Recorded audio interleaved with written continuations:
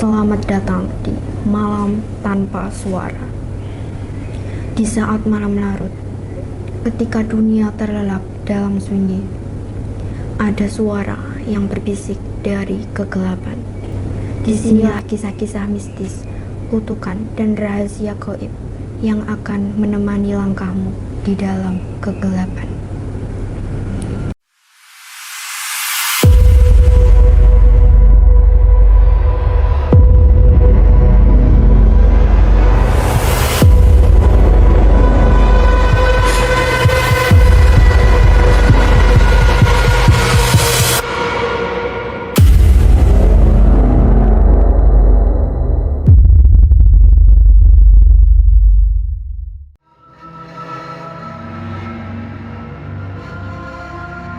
Di sebuah negeri tua, di pedalaman Minangkabau, berdiri sebuah rumah gadang warisan keluarga besar yang sudah berusia ratusan tahun.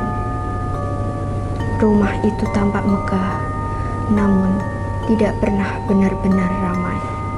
Karena menurut cerita turun-temurun, setiap pewaris rumah tersebut terikat oleh sebuah sumpah berdarah.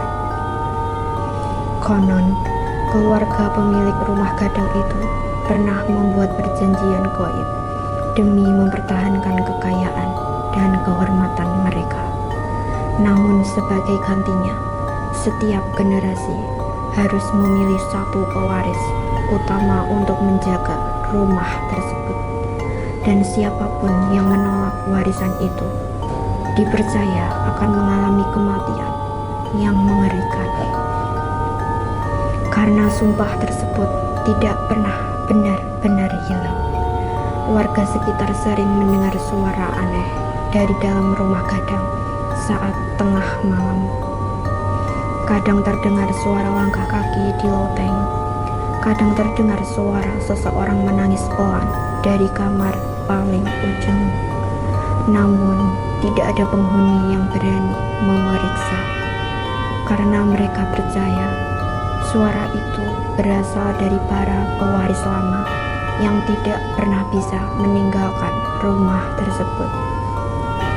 Dan setiap malam tertentu, bisikan mereka terdengar semakin jelas, seolah sedang memanggil nama pewaris berikutnya. Suatu malam, pewaris terakhir keluarga itu memutuskan meninggalkan rumah gadang dan menjual seluruh tanah warisan keluarganya. Namun tepat malam sebelum ia pergi, sesuatu mulai terjadi. Seluruh pintu rumah terbuka sendiri, lampu minyak mendadak padam, dan dari loteng rumah terdengar suara langkah kaki turun perlahan. Pria itu mencoba melarikan diri, namun ketika ia sampai di ruang tengah, puluhan sosok berpakaian adat Minang telah berdiri mengelilinginya.